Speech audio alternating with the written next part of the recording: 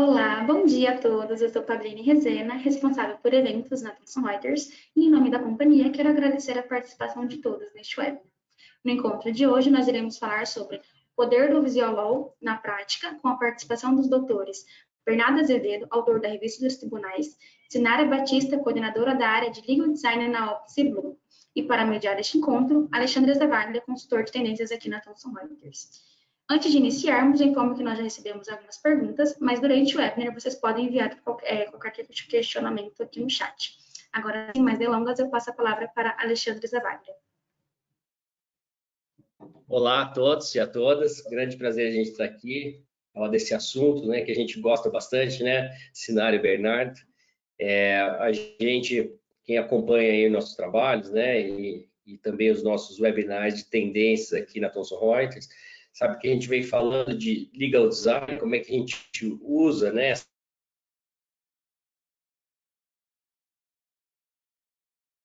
essas técnicas na prática, e o legal design, obviamente, não é só a parte gráfica, né, a parte estética, é justamente como é que a gente entende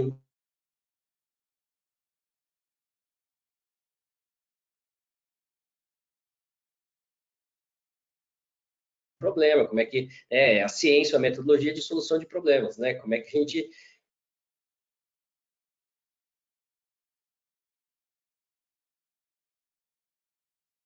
cria essa trilha para a gente poder, de fato,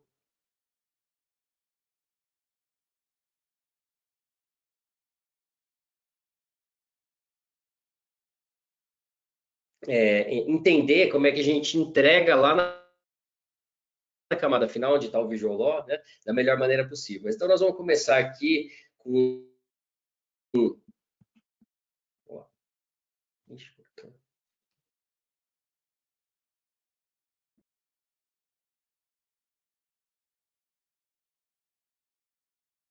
Oi, Bernardo, Sinara, estão me escutando aí?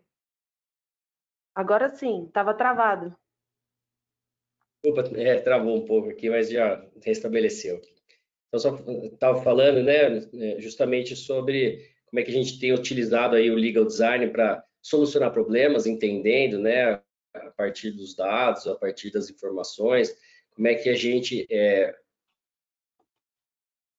soluciona problemas jurídicos com mais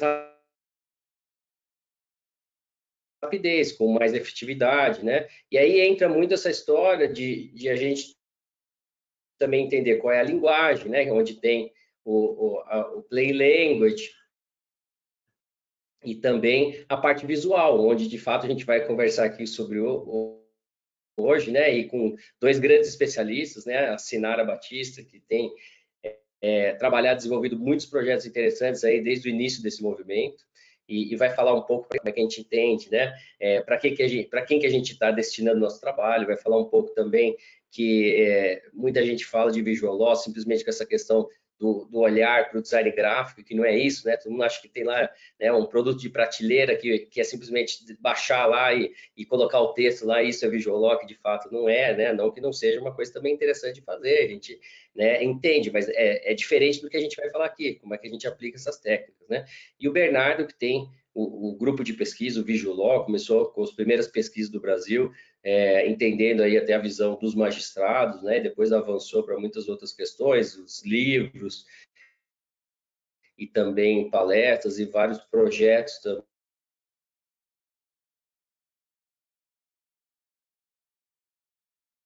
também que ele participa. Então a gente vai começar aqui num bate-papo, cada um vai fazer só uma...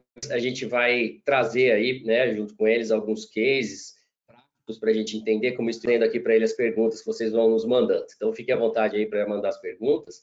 E Sinara, então começa falando um pouco aí como é que você tem visto esse movimento, como é que você vê aí essa discussão e o avanço, né, do legal design e também do Visual Law aqui no Brasil. Bom dia, primeiramente, bom dia para todo mundo que está aqui, para a nossa audiência. Meus agradecimentos aí a Thomson Reuters e ao professor Alexandre Zavaglia. É um prazer dividir essa mesa aqui com vocês, sobretudo com o professor Bernardo Azevedo, que eu sou grande fã. E essa pergunta é muito boa. Como que eu tenho visto o cenário? Antigamente, há 3 anos atrás, era só um grande sonho, né? Que a gente conseguisse estabelecer a área do legal design como uma área propriamente dita dentro dos escritórios, as pessoas trabalhando através da metodologia do design para resolver problemas jurídicos de sistema, de colaboradores, de informações, que é o Visual Law, né? Era uma miragem assim um pouco distante, parecia que não ia pegar. E aí, num tempo muito curto, acompanhando esse movimento da sociedade guiada por dados de rápidas informações, informações fracionadas, a gente viu que o direito precisou fazer um retrofit para acompanhar o movimento da informação e da estratégia comunicacional da sociedade de hoje. Então, é muito presente a demanda do dia a dia agora, né, que as empresas, que os clientes, que as pessoas se interessem pela aplicação da metodologia do design para que a gente tenha mais celeridade, fechamento de contrato com mais rapidez, menos discussão de cláusulas. Então, a comunidade jurídica e os clientes, nossos colaboradores, parceiros, as empresas, todo mundo já percebeu a necessidade da gente garantir o direito de entender, para democratizar a informação para o leigo, para o cidadão, para a sociedade, mas também para trazer benefícios para as estruturas, tanto de escritório quanto de empresas, com justamente esse direito de entender. Então, quando todo mundo entende o que está se tratando ali, quando a gente dilui a complexidade do conteúdo jurídico, a gente tem mais celeridade em todos os processos. Entendimento, cognição ativa rapidinha e aceite, né, das demandas, fechamento de contratos, enfim. Então, eu acho que a gente agora está em plena consonância com o movimento comunicacional global, dessa velocidade, dessa coisa dinâmica que as redes sociais e o avanço da internet, essas tecnologias emergentes de agora, né, e as generativas, tudo isso leva a sociedade para uma conformação informacional muito mais simplificada e veloz. E aí o design é uma ferramenta maravilhosa para fazer com que o direito, que sempre vai ser direito, se adapte ao contexto e aí possa entregar serviços melhores, mais utilizáveis, agradáveis, engajativos e transformando toda a experiência que se tem com direito em algo muito melhor.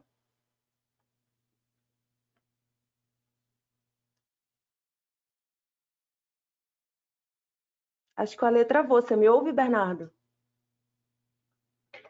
Sim, acho que ele travou aqui para mim também.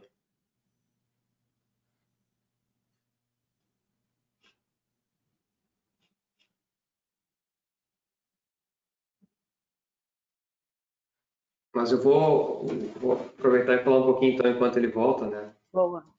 Esse movimento que a gente tem acompanhado aí desde o início aqui do Brasil, sem dúvida, né?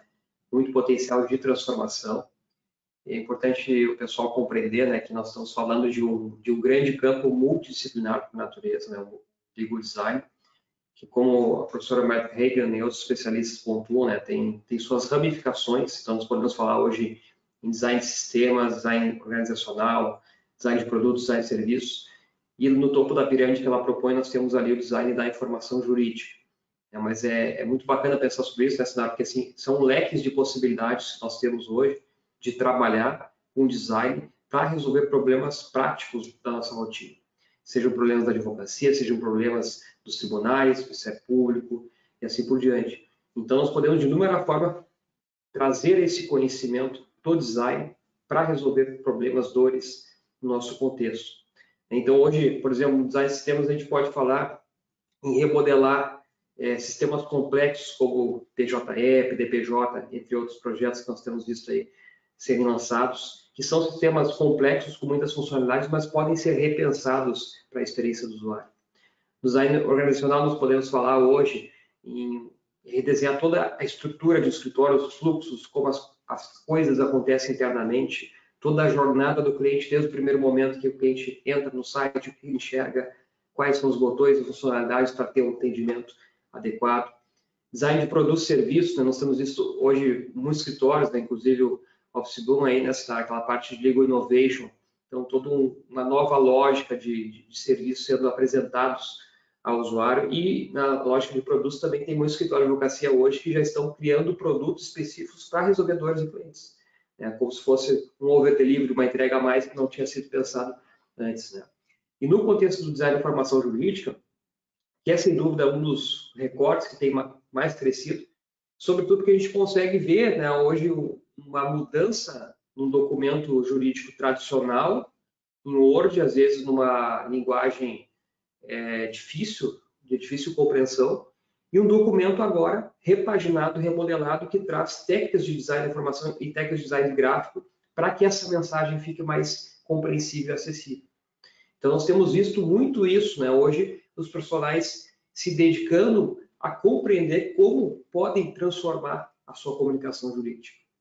E os resultados estão realmente fantásticos. Nós vemos uma petição hoje tradicional em Word, né, que tem uma linguagem muitas vezes enfadonha, cansativa, e um trabalho conjunto, né, de Visual Law com a linguagem simples, que é um campo que o Alexandre falou, né, que cresce muito aqui no país também, que é justamente o uso dessas técnicas para que não só a parte visual, mas como também a própria linguagem, o texto, fique mais aprazível, de fácil leitura. Então, o Plain Language vai usar técnicas diversas, né? Desde a mudança da voz ativa, a voz passiva para a voz ativa. Então, para o pessoal entender, né? Quem não lembra dessas regras radicais, mas em vez de colocar, por exemplo, o livro foi lido pelo menino na voz passiva, eu vou colocar o menino lê o livro na voz ativa. Então, são ajustes na redação, na forma de se comunicar, que fazem toda a diferença. E como os magistrados já pontuaram, né, na pesquisa que eu tive a oportunidade de coordenar, tanto estaduais quanto federais, hoje, né, os recursos visuais são muito bem-vindos nas petições, desde que usados com moderação. Então, se nós usamos de forma adequada, pontual, cirúrgica, combinada com a linguagem mais objetiva, nós temos todos os elementos para ter uma petição que vai ser lida, apreciada e, consequentemente, teremos mais resultados para os nossos clientes. Alexandre, contigo. Vamos lá. Então, e vocês sabem, né, a gente tem uma preocupação muito grande desde o início desse movimento, quando a gente trouxe em 2018, né, esse assunto para o Brasil. A preocupação de falar assim, poxa, mas isso vai simplificar o direito, né? É só colocar aí o visual que vai dar certo. Então, o primeiro ponto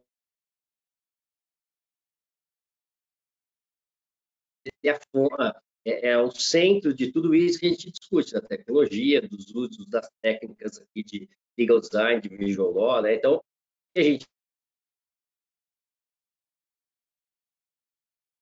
jurídico para cada finalidade ou para cada público, né? Então, se a gente vai falar de LGPD, por exemplo, depois a gente vai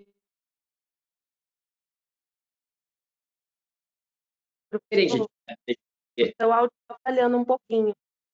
Então, só vou fazer a introdução, você vai aqui, eu já vou mudar de local. Então,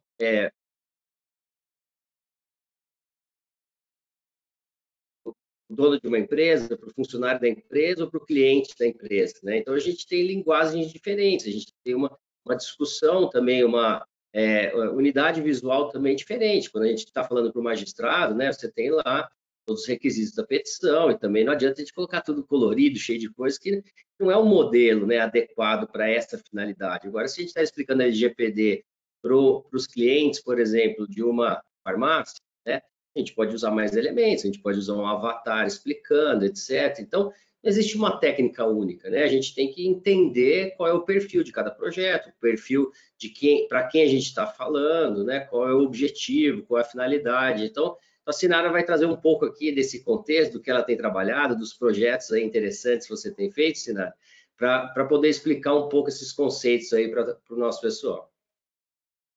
Bom, eu trabalho hoje num escritório chamado Office Bloom e a maioria dos meus clientes são clientes empresas, então a gente acaba tendo um pouco mais de liberdade criativa no embelezamento desses documentos.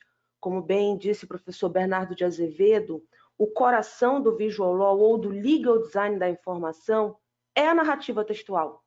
Então, a construção de uma narrativa que entrega o conteúdo de forma rápida, objetiva, enxuta e inequívoca é o nosso objetivo principal na concepção de absolutamente todos os projetos.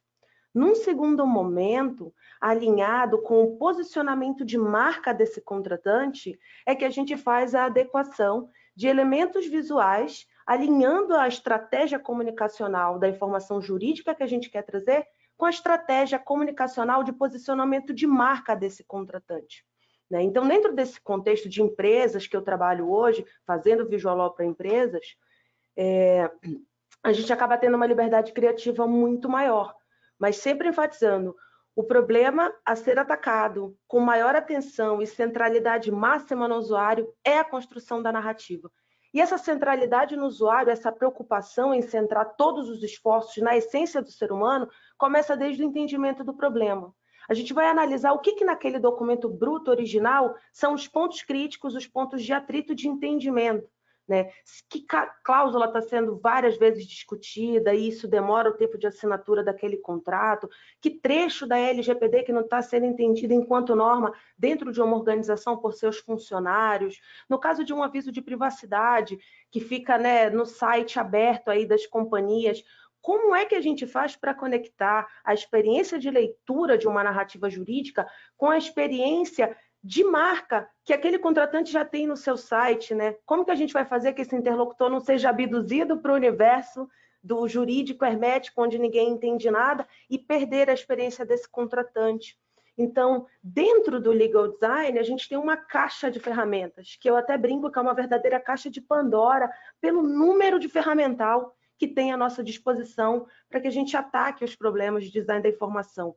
A mais usual, a que eu estou aqui no dia a dia, é o Design Thinking, que é um passo a passo desde pesquisa e entendimento do problema, depois de uma tempestade de ideias, onde todo mundo coloca possíveis soluções, depois um refinamento dessas soluções, tanto de narrativa quanto escolhas visuais, protótipo e teste.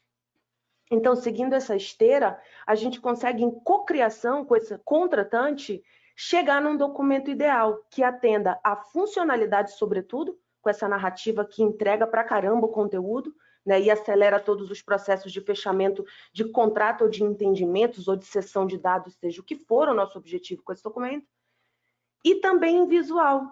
E aí, repito, o professor Alexandre falou, o professor Bernardo comentou, desde que usado com moderação, no judiciário a gente precisa seguir muito essa regra, porque existe todo um escopo de onde vai esse documento, por onde sobe, qual é a quantidade de ações que esse magistrado precisa fazer para acessar diferentes recursos, né? Então, a moderação nesse tipo de ambiente é perfeitamente adequada.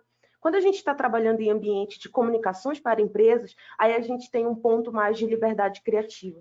Isso é super legal, porque eu sou advogada, então, enquanto advogados, a gente é muito colocado naquela caixinha, né, do binário, do que é muito certinho, do que é muito convencional, tradicionalista, e o Visual é uma forma da gente se expressar enquanto indivíduo, né, com a intencionalidade de entregar narrativas mais eficientes que lá na ponta são ampliação de acesso à justiça, que é uma ampliação de acesso à justiça e entendimento de narrativas complexas, mas também que a gente coloque o nosso DNA e identidade visual em todas as coisas.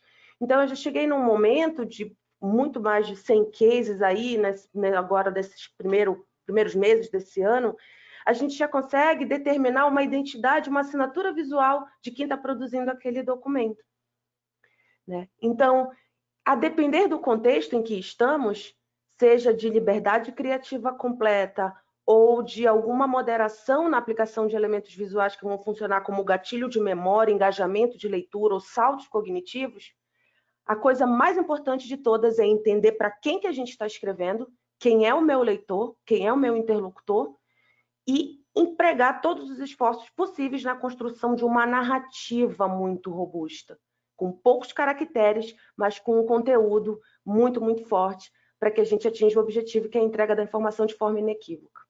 Sinara, mas nós queremos ver os projetos aí, você não vai mostrar para a gente? Posso? Pabline, por favor, você pode me autorizar a compartilhar a tela? Claro.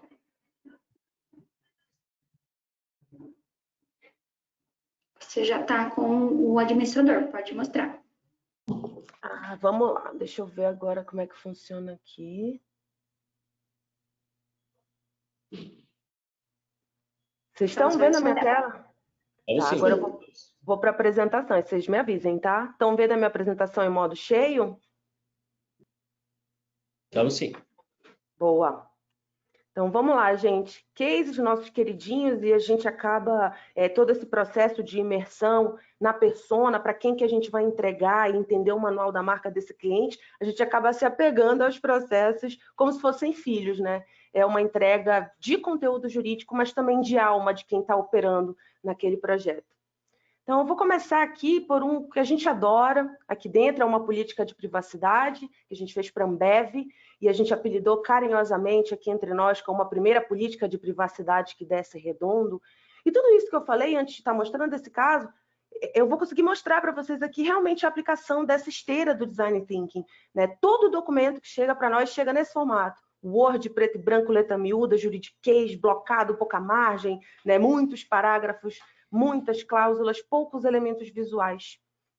E aí a gente começa esse grande trabalho de narrativa com a aplicação da linguagem simples, linguagem objetiva ou plain language, fazendo essas pequenas adequações de tempo verbal, que nem quando a gente aprendia no colégio, né? O sujeito vem na frente, vamos tirar esse monte de aposto e entre vírgulas que não está entregando informação e sim trazendo uma prolixão para aquilo, né? Então, depois de um ajuste de narrativa, sempre em cocriação e validação com o cliente, e, sobretudo, para esses clientes de empresa e essas empresas que têm um público mais descolado, mais jovem, a gente faz uma adequação do tom de voz da conversa jurídica com a adequação do tom de voz que essa marca se expressa, né, para o mundo, né, como brand, o Visual Law funcionando como uma ferramenta de brand.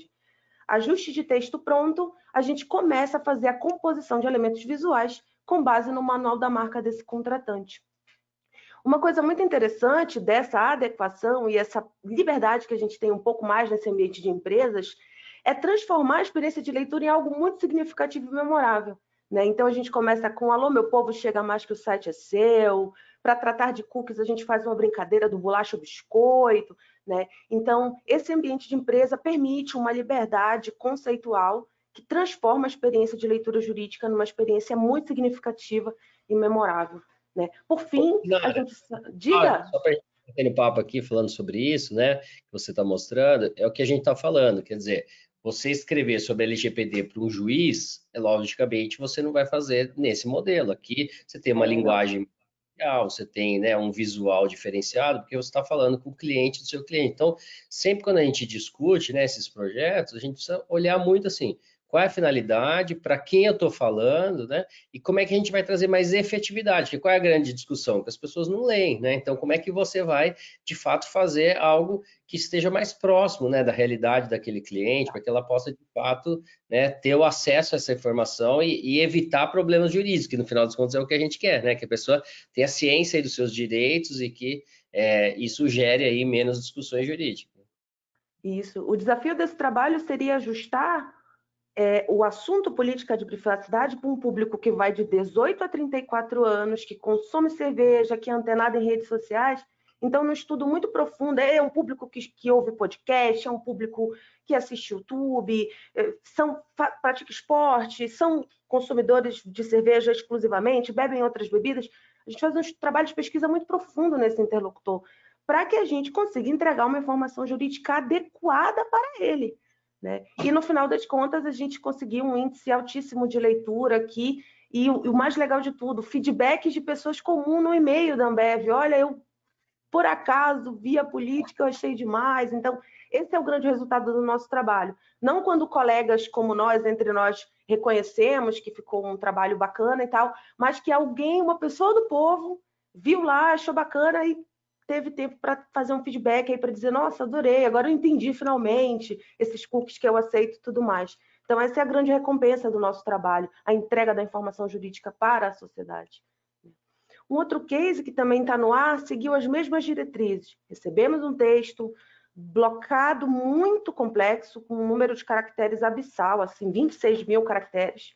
E aí chegamos nesse tipo de ambientação, que é responsiva, a gente consegue ver muito bem numa tela de computador, mas esse texto também se ajusta para essa leitura de celular, que absolutamente todo mundo no mundo inteiro faz as suas leituras no celular. E veja mais um ponto de liberdade aqui, de transformação da comunicação. Todos os textos justificados, alinhados à esquerda. Porque o padrão de leitura do Ocidente é esse padrão em gravidade F, que a gente lê da esquerda para a direita, fazendo uma varredura de cima para baixo. E quando a gente está fazendo a leitura no celular, nos mais diversos ambientes desse contexto acelerado, o mundo VUCA, mundo bunny, onde a gente vive, essa leitura com essa diferença na margem do lado direito faz com que a gente não perca a última linha que a gente leu no movimento e nas coisas que tiram as nossas atenções. Então, também está sendo um movimento migratório lento, o jurídico fica reticente com relação a textos não justificados, né? Então, devagar, a gente está educando, está letrando a comunidade jurídica para que a gente consiga atender com mais efetividade os anseios da sociedade e os gadgets, os meios pelos quais as pessoas acessam esse tipo de informação. Aqui é um outro caso de contrato de cartão de crédito, né? Cliente Carrefour. E o grande imbróglio, qual que era o problema a ser solucionado nesse caso? As pessoas não estavam contratando o cartão desse mercado, que não entendiam absolutamente nada dessa contratação e ficavam em dúvida se tinha direito a saque, a pré-saque, como que seria aquilo, se viria uma fatura. E aí, com a aplicação... Diga, professor. Aproveitando aí que você está falando, né, e depois o Bernardo também na fala dele pode falar um pouco sobre isso, né, nós temos algumas perguntas aqui, ó, duas do Rafael Almeida, se cada elaborador aí tem uma assinatura visual padrão aí para cada cliente, né, eu acho que você já falou um pouco sobre isso, que essa questão da unidade visual, né, do manual de marca do próprio cliente, quer dizer, normalmente, né, Rafael, os projetos seguem muito próprio manual do cliente, e aí ele perguntou aqui como é que funciona essa cocriação com o cliente, aproveitando aí que você vai falar sobre esse caso, né? Se a empresa opina, se participa, como é que isso acontece? Muito. Um dos pilares, um dos princípios mais importantes que a gente tem dentro do Visualó é o processo ser co-criativo. Então, a esteira de Visualó funciona basicamente dessa forma aqui com a gente. A gente recebe o texto bruto, passa uma primeira camada de plain language e manda essa versão para validação do cliente. Aí ele dá as canetadas, fala, não gostei aqui, eu acho que aqui perdeu um pouquinho, volta essa cláusula para cá, devolve para a gente e vamos aí num jogo de versões por e-mail de forma síncrona. Então, isso não demanda muito do cliente, né? Entre 3 indas e vindas, a gente consegue fechar uma narrativa textual ideal, né? Que atende todos os anseios de funcionalidade que esse cliente buscou ao contratar a gente. Né? Numa segunda etapa, a gente faz a aplicação dos elementos visuais exclusivamente com base no manual da marca. Só que o manual da marca é uma grande diretriz de cores e elementos visuais e um padrão de comportamento visual dessa marca no mercado, e a gente tem a liberdade de escolher como é que a gente vai encaixar a informação dentro desse jogo visual que o cliente já se comunica para a sociedade. Né? E aí sim entra a inteligência estratégica do advogado em determinar o que vai ser melhor, que história vai ser contada da melhor forma, numa tabela, num infográfico, eu faço um fluxograma, eu crio um avatar com base no manual da marca, que vai ser um personagem que vai contar determinados trechos mais críticos dessa narrativa, eu dispono isso de forma bicolunada, eu faço texto corrido, eu ponho bullets, eu não ponho. Toda essa estratégia de arquitetura da informação dentro de uma página ou de um scroll de rolagem numa tela é inteligência jurídica. É o advogado realmente palpitando na parte visual e estrategicamente com o intuito de inteligência comunicacional. Como é que eu vou entregar o ponto mais crítico dessa informação jurídica neste momento usando o recurso visual adequado? Vai ser um gráfico de pizza? Vai ser um gráfico de coluna? Né? Então, essa liberdade que a gente tem está limitada ao manual da marca, mas a inteligência de arquitetura da informação é exclusivamente deliberada por nós, os advogados. E também nessa etapa visual, em cada fase, o cliente vai dando seus palpites, troca aqui, acho que esse infográfico fica melhor ali embaixo e tal, e aí a gente vai junto com o cliente tratando isso. Um outro case super legal também, e aí é uma prova de que o céu é o limite quando a gente está contratando com empresas, que é um pré-contrato para contratar digital influencer, e a obrigação nossa era entregar a informação mais enxuta possível. Então, o trabalho de plain language foi muito minucioso nesse caso, né? Fazendo uma adequação a esse tom de voz, e depois uma composição de elementos visuais. Como o professor Bernardo falou, a gente tem um time multidisciplinar aqui, nós temos designers gráficos, nós temos galera de tecnologia, linguistas, redatores e os advogados, e eu gerenciando, um time totalmente diferente, é super gostoso trabalhar com essa galera de todas as áreas, é muito enriquecedor e os insights são super valiosos. Talvez se eu tivesse numa equipe só de advogados, a gente não conseguisse chegar a documentos tão impactantes e tão funcionais, né? Porque sempre a gente está em busca da funcionalidade. A forma é um segundo momento da nossa intenção na produção de um documento como esse. E nesse caso em específico, eu, que sou advogada, numa ferramenta de edição gratuita, que é o Canva, fiz toda a arte. Então, acabo de inaugurar, e assim, eu tenho muito orgulho disso, eu venho de uma história, desde o início desse movimento no Brasil, na companhia do professor Alexandre Zavaglia, que foi meu grande mentor, aí nesse letramento em Visual Law no país desde o início. Hoje eu posso inaugurar uma nova categoria, que é a direção de arte de documentos jurídicos. Então, veja como o cenário, o contexto jurídico está mudando. Então, eu consigo fazer a impressão das minhas percepções artísticas, do meu conteúdo estético, empregado em documentos jurídicos, aliando toda a minha expertise técnica jurídica com todas as minhas preferências visuais sobre o que é contemporâneo, o que é bonito, o que é descolado, o que vai conectar com aquele público.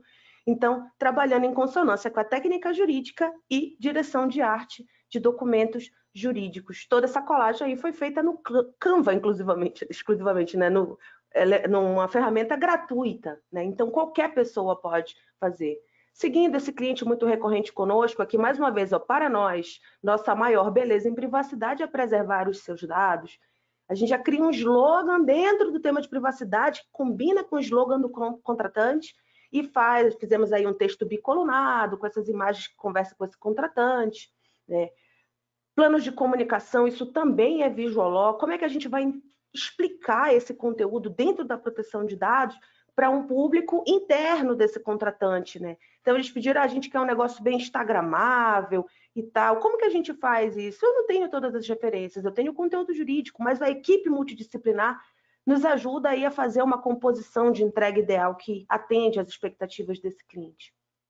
Esse aqui é joia também, isso aqui é o Ironman Litigation, né? Tinha uma dificuldade muito grande de explicar controladoria para a diretoria jurídica e financeira dessa companhia, e aí numa pesquisa profunda da persona desse diretor executivo aí dessa companhia, descobrimos que ele fazia Ironman, que ele era um atleta, pentatleta e tal, e aí a gente criou uma história contando controladoria jurídica como se fosse um Ironman, né? E aí, no final dessa apresentação, esse diretor vira para todo o corpo jurídico da companhia que apresentou o projeto. Nossa, finalmente entendi, depois de anos. Então, veja a efetividade da entrega do documento adequada à necessidade do usuário, pensado na persona, né?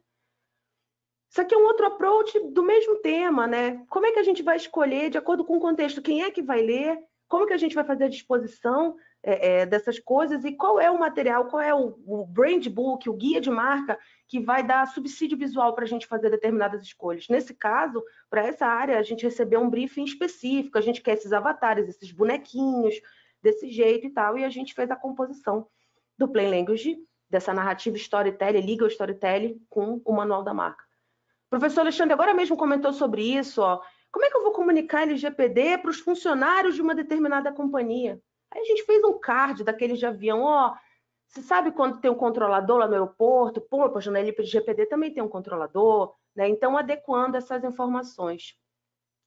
Esses foram os cases que eu separei aqui para mostrar para vocês. Nota mil, deixa eu compartilhar a minha tela aqui para voltar. Curioso, né, de ver aí, né, o quanto você também cresceu aí no trabalho, acompanho aí, como a gente falou aqui, desde o início, né? E nós temos algumas perguntas aqui para o Bernardo, para ele poder trazer um pouco também a visão dele, depois poder voltar para assinar aí. Então, a gente tem aqui, primeiro, né, a Daniela do Vale está perguntando, né, para a aplicação de Legal Design, você sempre recebe o documento já pronto, ou também existe elaboração do documento do zero, né, juntamente com a empresa? E aí, Daniela, só um ponto importante é o seguinte, né, no caso da Sinara, ela trabalha num escritório de advocacia, então o escritório, ele tem um serviço, né, jurídico e também tem aí como valor agregado essa área de Visual Law, essa diretoria que a Sinara colocou. Então, é possível fazer dessa maneira, né? Se você tem só uma empresa de Visual Law, né, uma consultoria, ou você não pode, pela prerrogativa profissional, mesmo que as pessoas sejam advogadas, né, fazer o texto, porque né, aquele CNPJ não é um CNPJ de escritório de advocacia, você tem todas as discussões éticas, né, qual é o limite de você escrever um texto jurídico, toda a questão da responsabilidade, então a gente tem que tomar muito cuidado também, né, de quem vai escrever esse texto. Então, normalmente, nos projetos, o texto vem do cliente, a responsabilidade do texto é do cliente, porque tudo que nós estamos fazendo aqui tem repercussão jurídica, né, Bernardo? Quer dizer, isso aí pode gerar problemas aí. E aí o Rafael também pergunta para você, na verdade, o Alexandre Tadeu, né, se isso pode ser aplicado na fundamentação da sentença do magistrado, né? E quais ferramentas que mais são utilizadas, como o Canva aí que a Sinara colocou. Não, perfeito. Inclusive, nós tivemos aí alguns cases do próprio judiciário, né, de aplicação desses conceitos já em resumo de sentença, resumo de acordos, o que se percebe na prática, né? Até teve um caso bastante divulgado, foi em 2020, né, de uma magistrada que criou um resumo de sentença como forma de as partes conseguirem compreender, né, o teor da decisão. E hoje a gente sabe muito bem que o cliente tem a dificuldade de compreender o que foi decidido, então é possível hoje aplicar essas técnicas, né, em resumo de sentença, em resumo de acordo, e até mesmo alguns magistrados têm feito esse trabalho, juntamente com a parte de TI, a parte de profissionais que auxiliam nesse sentido, de mandar também por WhatsApp para a parte. Então, sai a decisão, é feito um modelo de resumo, um resumo da sentença, e a parte recebe por WhatsApp, 1 a 2 páginas, o que foi decidido. Então, é uma forma de facilitar a compreensão do jurisdicionado sobre aqueles pontos, né? Então, ele vai compreender o que foi decidido procedente, o que foi julgado improcedente, os motivos de uma forma mais fluida, mais amistosa, né? Então, a gente consegue... E aqui, olha, Silvio, aproveitando isso que você está falando, né, está perguntando o seguinte, ó, o documento, né, adequado aí, ou adaptado aí para esse conceito de visual law, ele substitui o documento prolixo, ele está colocando aqui, ou ambos coexistem, né? Então, primeiro, obviamente, o próprio documento que você está chamando aqui de prolixo, né, a gente precisa também repensar essa ideia do plain language, de uma linguagem mais, né, organizada e resumida, né? Porque às vezes o mais atrapalha, como a gente vê, aquelas petições de 100 páginas, atrapalha o juiz ver, mas principalmente explica um pouco como é que é essa coexistência, né? Que a gente faz lá os resumos e depois o texto continua sendo o que sempre foi da contestação, né? Não, e excelente esse ponto, Alexandre, porque como a gente tem abordagem de compreender ele pela visão da magistratura na pesquisa, né? Hoje, né, os 2 pontos mais problemáticos na petição são a argumentação genérica e a redação prolixa, né, para o pessoal compreender bem os termos. Né? A argumentação genérica seria aquela argumentação no qual o profissional se utiliza de blocos pré-prontos, pré-formatados, apenas faz um ajuste de cabeçalho, rodapé, nome da parte, mas a estrutura textual se mantém a mesma para quase todos os casos. E a redação prolixa envolve aqui o uso excessivo de jargões em termos técnicos, que muitas vezes, né, a gente acaba aprendendo a escrever assim na faculdade. Eu mesmo estagiei no Ministério Público quando estava na faculdade, e o promotor ali, de certo modo, premiava, né, essa redação mais rebuscada, mais prolixa. Depois, com o tempo, fui aprender que, na verdade, o que se busca é uma redação mais objetiva. E dentro dessa lógica também da pesquisa, os próprios magistrados analisaram que hoje o ponto que mais facilita a análise e compreensão é a redação objetiva. Então, se a gente puder combinar uma redação objetiva, né, Alexandre, combinada com recursos visuais de forma adequada, moderada e nunca com excessos, a gente tem aqui elementos que vão facilitar a compreensão, né? E juntamente isso se estuda muito hoje, né? As técnicas de visual law e também dentro da lógica da ergonomia visual, que é um conceito também que se conecta aqui, porque da mesma forma, hoje, quando a gente fala em ergonomia visual, a gente está falando dessa relação do ser humano com o ambiente, com o objeto que vai influenciar na leitura. Só que nós não temos o poder hoje de saber como o magistrado vai ler a decisão. Se ele está numa cadeira confortável, se está com uma boa iluminação, se está num ambiente com uma distância adequada entre o monitor e ele. A gente não tem influência sobre esses aspectos, mas nós temos sim o potencial de melhorar o conforto cognitivo, né?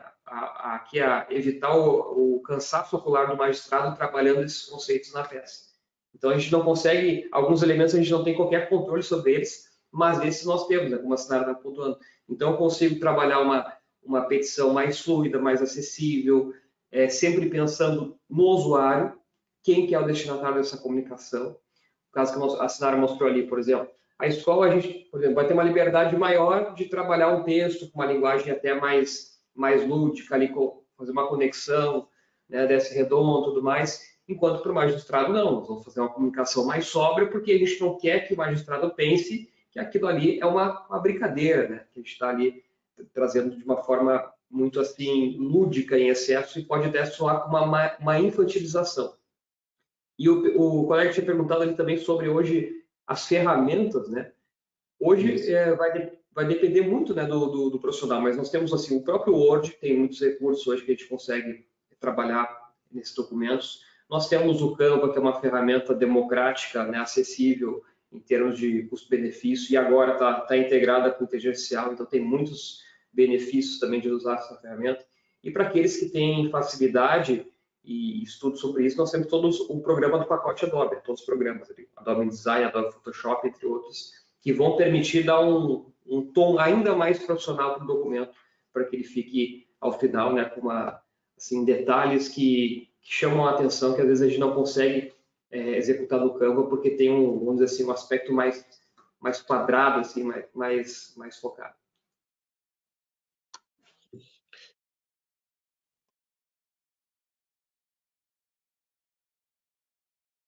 Você está no mudo, professor. Está mudo o microfone. Nós temos aqui agora a Fernanda Oliveira também fazendo uma pergunta, o pessoal participando bastante aqui com a gente, continue mandando as perguntas aí, que a gente ainda tem um bom tempo ainda para responder. Então, a Fernanda Oliveira, Sinara, está perguntando qual a melhor estratégia para engajar o time, né, a equipe nesse processo de mudanças, novas ferramentas, né, que é um pouco daquilo que a gente aprendeu desde o começo, que é o pensar grande e começar pequeno, né, escolhe uma área, né, pensa aí um tipo de documento, um cliente, isso aos poucos vai gerando a cultura, mas fala um pouco aí dessa experiência nossa para a Fernanda Oliveira. Exatamente isso que você falou. Sonho é muito grande, mas começa pequenininho, né? E engajar as pessoas é um talento treinável, eu acho. E o próprio ambiente da metodologia do design transforma a gente em pensadores não óbvios, né? E aí é meio que um serviço de evangelização, de cativar, de mostrar quais são os benefícios desse tipo de aplicação.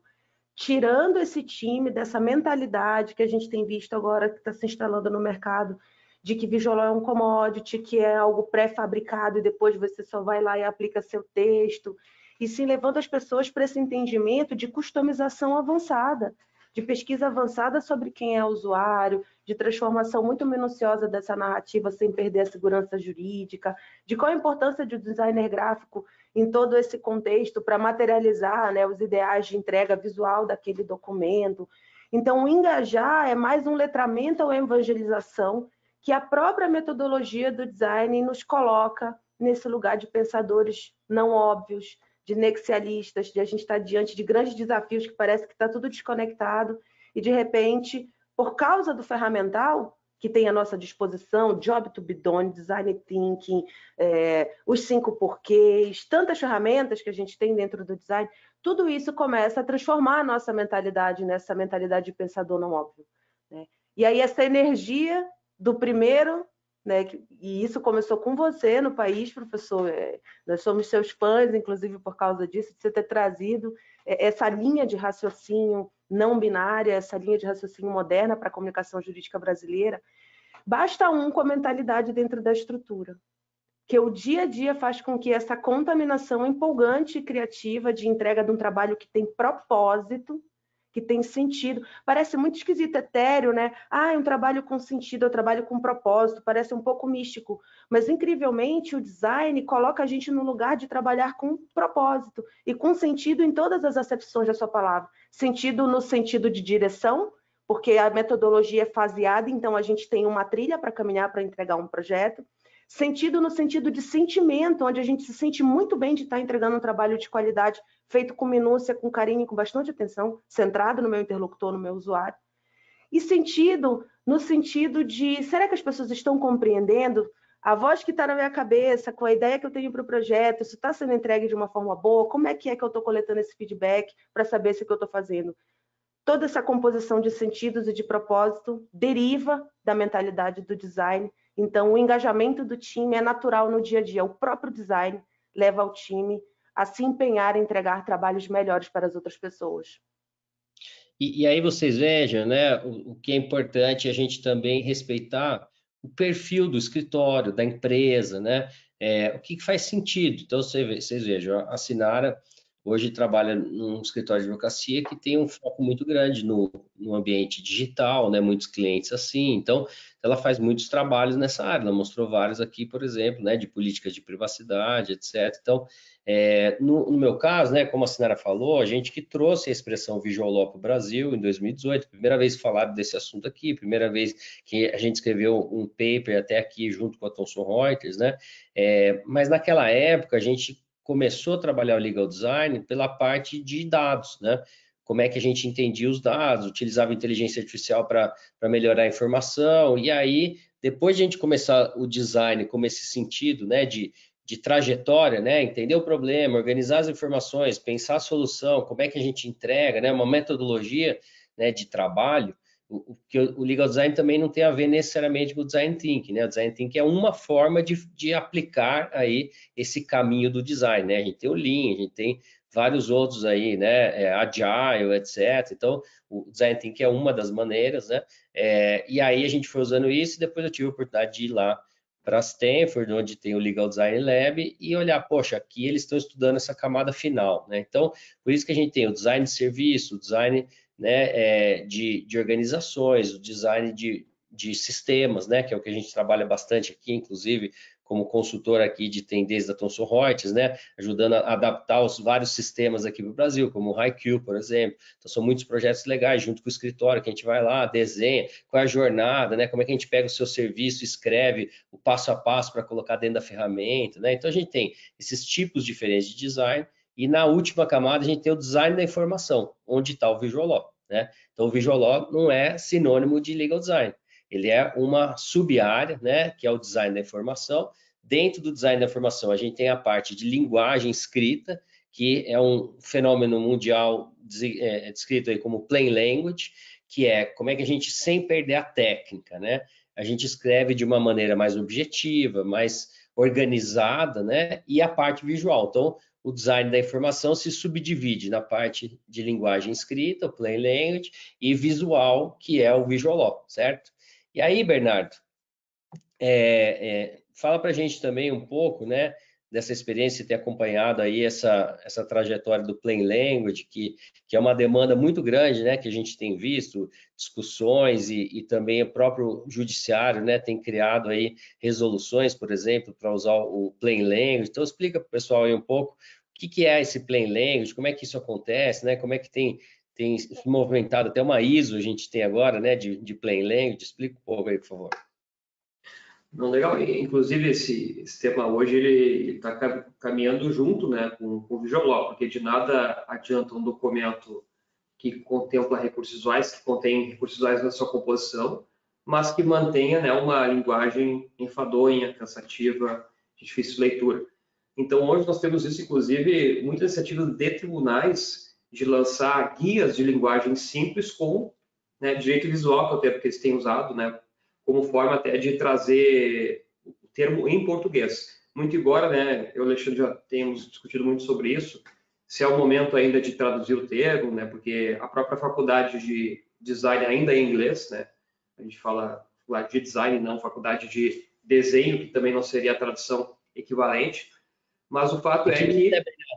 Só para o pessoal acompanhar aí, né, porque foi traduzido aqui no Brasil como linguagem simples, né, e isso acaba trazendo um pouco uma ideia, né, de que o direito ele é complexo, né, o direito é direito, e aí a linguagem simples, parece que está deixando algo que não é técnico, né, ou que é muito simples, e não é esse o conceito, né. Isso, então nós temos já vários projetos, inclusive, só para dar um exemplo para o pessoal que está nos acompanhando, eu sou aqui de Porto Alegre, nós temos aqui no Tribunal Gaúcho um projeto do laboratório de inovação deles, que eles já têm hoje feito essas aplicações em documentos internos, na própria comunicação das redes sociais. Então, por exemplo, eles estão eliminando os considerandos dos documentos. Para alguns casos, eles entendem que os considerando, era um excesso, que ele não tinha por que estar ali, porque já estava contemplado, de certo modo, no teor do documento. E até um desembargador ali comentando comigo esses dias, ele falou, Bernardo, inclusive nas portarias aqui e provimentos, tinha alguns assessores que sempre perguntavam, olha, doutor, eu já consegui fazer 2 considerando, eu preciso fazer mais. né? Porque é uma máxima aí que precisa conter no documento. Às vezes, sim, de fato, o conselheiro ele traz ali o contexto, né, para aquele documento, perfeito, nesse caso, pode ser feito. Agora, em muitas das abordagem, há um excesso. Então, hoje, muitos tribunais têm feito isso, esse trabalho de remodelar a forma como o texto é colocado. Então, pensando numa linguagem mais fluida, mais direta ao ponto, eliminando expressões que muitas vezes são ali próprias do juridiquês, né? O próprio termo, por exemplo, odierno, pusilânime, entre outros termos assim. Sim, que são... Os julgadores, vocês sabem o seguinte, nós já demos um curso num tribunal e uma desembargadora desse tribunal falou para a gente o seguinte, olha, não aguento mais ínclitos julgadores e tal. A gente falou, nossa, a gente devia poder gravar para mostrar para todo mundo, né? Então você vê, nem os magistrados aguentam mais também, né? Esse texto muito longo, cheio e veja, isso não tem nada a ver com a técnica, porque tem a Helena Marini aqui também está perguntando, né? Como é que a gente é mais objetivo sem perder as informações, a técnica, né? Então, Mariana, Helena, pensa o seguinte, né? Eu já tive a oportunidade de dar aula de português jurídico na minha carreira também um semestre. E aí eu tive que estudar bastante, né? Obviamente a gente sabe escrever e tal, mas dar aula é diferente. Mas aí eu aprendi naquela época que tem uma expressão que é o que é juridicamente relevante, que é o seguinte, né? Então, você imagina que você tem lá a responsabilidade civil, né? Que é a ação ou omissão, né? O dolo ou a culpa e o dano, certo? Então, você tem um acidente de veículo. Você simplesmente tem que falar o seguinte, olha, a pessoa passou no sinal vermelho, né? Então, ela teve uma ação, que nesse caso foi, né, culposa, porque ela foi imprudente e que gerou um dano de 10 mil e foi o fato de ela passar no sinal vermelho que gerou o dano. É isso que é juridicamente relevante. Tudo que você falar fora isso, você está tirando do foco do problema. Ah, mas a pessoa acordou, ela trabalha em outro lugar, ela está com dificuldade, ela fez isso aqui. Isso não importa para esse caso. O que importa é você provar que teve ação, passar no sinal vermelho, que foi imprudente, uma culpa, e que teve o dano, e o nexo entre as duas coisas. Então é isso que a gente está discutindo aqui, né? Quer dizer, não tem nada a ver com tirar a expressão técnica, porque também escrever rebuscado, com todas as coisas, não tem a ver com as expressões técnicas. As expressões técnicas são técnicas. Dolo, culpa, nexo causal, certo? Isso nunca vai mudar. Então, como é que a gente escreve um texto mais coeso, mais organizado, e a gente para também com essa história, porque o Bernardo também já fez muitas pesquisas aí com os magistrados, né? Os magistrados não aguentam mais esse negócio de colar 20 jurisprudências, 10 jurisprudências, você cola uma, e se de preferência do tribunal dele, ou dele mesmo, né? O que faz sentido para ele, porque todos os magistrados que a gente conversa também, eles falaram, olha, a gente já estuda, eu já sei a jurisprudência, né? Não vai ser um advogado nesse caso, a não ser que seja algo relevante que eu não conheço, ou algo que é meu mesmo, ou do tribunal aqui, que faça sentido para a gente. Agora, colar, né, todas essas doutrinas, toda essa jurisprudência não faz sentido para nós. Então, o que a gente tem visto com esses 70, 80 milhões de processos, petições muito longas acabam sendo menos efetivas, porque o magistrado não tem tempo de ler todas essas coisas. Então, se a gente vai direto ao ponto, mas lembra, juridicamente relevante, quer dizer, o que é exato que a gente precisa para provar a subsunção do fato à norma naquele nosso caso específico, certo? Então, para a gente terminar aqui, a gente tem uns minutos finais sobre isso. Então, e o assunto aqui, bastante gente perguntando aqui nessa parte também do texto, né?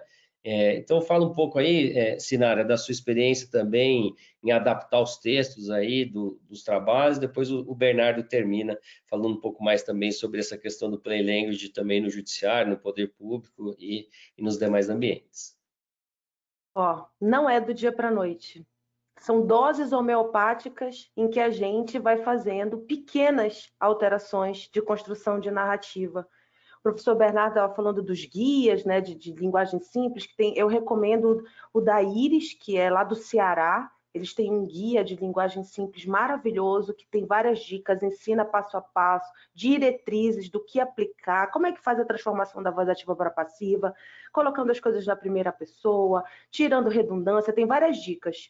Não dá para fazer tudo de uma vez num sprint inicial. Vou pegar esse texto agora e aplicar todas as diretrizes de plain language. É difícil. Então, escolha uma diretriz. Vou transformar todas as frases que estão em voz passiva para voz ativa nessa peça. E vou testar. Tive um bom resultado, enxugou caracteres, o texto ficou mais compreensível. avança numa próxima investida para aplicação de uma outra diretriz. Bom, agora eu vou reduzir todos os apostos, tudo que está entre vírgula, que não tem relevância jurídica e está aumentando o número de caracteres nessa frase. Aí você já juntou duas diretrizes. A primeira, que você já começou a fazer, que é a transformação da voz passiva para ativa, e agora tirando os apostos e as coisas excessivas entre vírgulas. Testa, funcionou, enxugou bastante teu texto, teve um bom resultado, usa outra diretriz. Esse é um trabalho homeopático. Aos poucos a gente vai se libertando desse direito centrado no pedigree hermético, que ninguém entende, e muito prolixo, e devagarzinho a gente vai fazendo uma adequação da nossa narrativa. Quando a gente percebe, a gente já está escrevendo com 7, 8 diretrizes de linguagem simples de forma muito natural. E a gente vira uma chave dentro do cérebro, que a partir dali, nunca mais a gente consegue voltar à forma original. Então, pela minha experiência e pelo que eu vivi de verdade, né, como uma pessoa que se formou no direito nos moldes tradicionais, e apenas há 6 anos é que eu entrei no universo da inovação jurídica e tecnologia, foi uma doutrinação para mim também. Fui devagarzinho, né, homeopaticamente, fazendo pequenas mudanças, e hoje eu já não consigo mais me dissociar de uma comunicação objetiva, clara e que entrega a informação lá na ponta. Legal.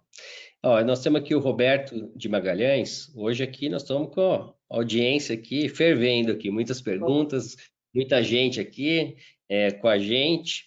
E o Roberto de Magalhães está falando, então o próximo passo, né, do legal design seria essa parte de UX Writer, uma vez que a informação do texto é tão importante para a diagramação. É isso aí, o Robledo, Robledo de Magalhães aqui. Então, na verdade, a gente já trabalha assim desde o começo, sabe? Essa visão de que, na verdade, lembra o que nós falamos, né? Nós estamos discutindo aqui o design da informação. E dentro do design da informação, a gente tem esses dois caminhos, linguagem escrita e linguagem visual, certo? Então, a gente já trabalha assim e a gente tem visto cada vez mais demandas aí de cursos, de projetos, né? De todo mundo querendo trabalhar dessa maneira. E aí, Bernardo, para a gente terminar, Renata Ribeiro também está perguntando o que vocês sugerem de fontes, materiais, quem quer pesquisar mais sobre Visual Law e também deixando aí uma frase final aí para todos. Perfeito. Bom, eu acho que é fundamental, assim, dentro dessa lógica que você estava conversando, né, uma das técnicas que a gente vê que tem muita utilidade é, sobretudo, os resumos, né, nas petições, porque é uma forma de a gente exercitar justamente essa objetividade. Então, aqui, por exemplo, aqui no livro que foi lançado pelos tribunais de Thomson Reuters, né, esse livro que está na segunda edição, nós tivemos o cuidado de, antes de cada artigo, fazer uma página de resumo, que traz ali as principais informações do artigo, por exemplo, áreas correlatas ao tema, habilidades envolvidas na leitura, principais objetivos do artigo, público-alvo. Então, é uma forma que dá para fazer também no contexto das petições. A gente pode montar uma página como essa, pode ser a segunda folha, a primeira mantém o endereçamento, né, a comunicação para o juiz, e na segunda a gente coloca ali, por exemplo, principais teses apresentadas, quais são as testemunhas que vão dar depoimento no caso, quais são as provas juntadas, e aqui uma conclusão, um fechamento, para que o magistrado consiga passar os olhos rapidamente e já tenha essa ideia geral do que se trata. Uma forma hoje, dentro desse universo de milhões de processos, como o Alexandre está pontuando, é uma forma que os magistrados conseguem passar os olhos, né, e conferir rapidamente do que se trata. Que eu tenho conversado com muitos magistrados e me falou, Bernardo, são centenas de processos todas as semanas, eu não consigo ler tudo com profundidade. Então, no momento que a gente traz um recurso como esse, de uma página, sintetizando os pontos principais, a gente já consegue trazer ali, chamar a atenção do magistrado e trazer um conforto cognitivo para que ele consiga compreender exatamente do que se trata. Então, são técnicas, muitas delas, né, Sinara, que a gente pode trabalhar aí, mas a gente tentou aí, dentro de uma hora, passar o máximo que a gente conseguiu aí de informações para o pessoal nos acompanhar. E hoje a gente tem muitos textos aí, o Bernardo e a Sinara são duas pessoas aí para vocês seguirem, que sempre estão mostrando os projetos. O Bernardo também é muito ativo, né? Não só no site da internet, como também aí no Instagram, também no LinkedIn, sempre postando, né, dicas e tudo mais. A gente tem um material que a gente publicou, né, um e-book pela Thomson Reuters aqui também de Visual Law, tem os livros, né, que o Bernardo mostrou, tem um livro que a gente publicou juntos aí de Visual Law no Poder Público, que é muito legal, tem lá Supremo, AGU, Justiça Federal, vários órgãos aí trabalhando essas questões, e como vocês viram, né, para a gente fechar aqui a nossa discussão e a Pabline poder fazer o encerramento, em nome aqui da Thomson Reuters, é justamente a gente imaginar o seguinte, se a gente quer fazer um PowerPoint, por exemplo, a gente já tem lá aqueles modelos que aparecem do lado ali, não é isso? E já fica mais legal, é mais bonito e é um bom trabalho.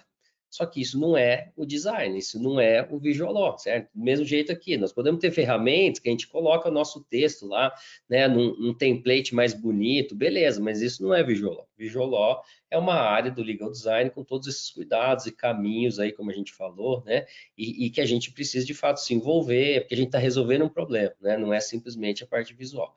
Não é isso, Pabline? Espero que o pessoal tenha gostado aí, muitas perguntas, e a gente está aqui com dois grandes especialistas aí, pioneiros do tema, Sinara Batista e o Bernardo de Azevedo. Isso mesmo. Obrigada, Zavaglia, por ter mediado este encontro. Obrigada, doutor Bernardo. Obrigada, doutora Sinara. Vocês realmente arrasaram. Acho que não tem outras palavras. Estamos aqui recebendo muitas perguntas e muitos elogios aqui, né? Uma baita aula, como disse aqui um ouvinte. Realmente foi muito bom. Acredito que teremos que fazer posteriormente uma segunda rodada desse tema, porque ficaram aí muitos questionamentos, muitas dúvidas, e eu super aceito aí, se vocês também aceitarem. Mas quero agradecê-los por terem topado. Perguntas e respostas de Visual Law, né? Que eles já falaram aí, só para a gente ficar respondendo perguntas aí da galera. Sim, muito bom. Mas eu quero agradecê-los por terem aceitado esse convite, ministrado aí esse webinar tão relevante para o mercado jurídico. Tenho certeza que nossa audiência aprendeu muito com vocês hoje. Né? A gente viu aqui pelos questionamentos, pelos elogios, pelas perguntas e dúvidas sanadas por vocês. Eu informo que essa gravação vai ficar disponível em alguns dias no site da Thomson Reuters, www.thomsonreuters.com.br. Eu espero vê-los novamente, palestrantes e também ouvintes em outros encontros. Obrigada, pessoal, e até breve. Tchau, tchau. Tchau, gente. Obrigada. Até mais, pessoal.